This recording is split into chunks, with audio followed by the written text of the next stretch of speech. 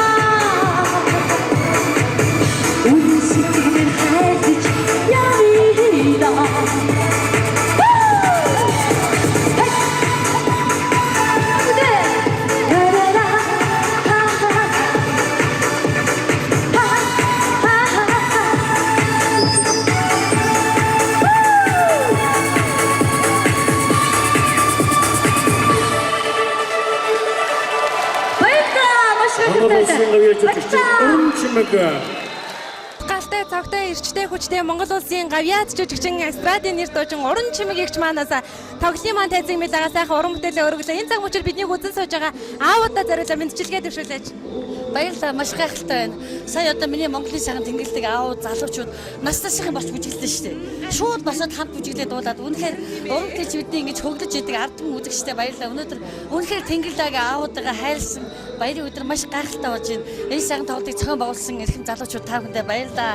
Монголын сайхан аавуудыг, тэнгэрлэг аавуудыг бурхан үргэлж ивэг. Нийтийн дуучдын нэгдсэн Тэнгэрлэг аав тоглолт 2018 оны 3 дугаар сарын 16-нд Монгол бүхэн өргөнд 19 цагаас ганцхан удаа тоглоно.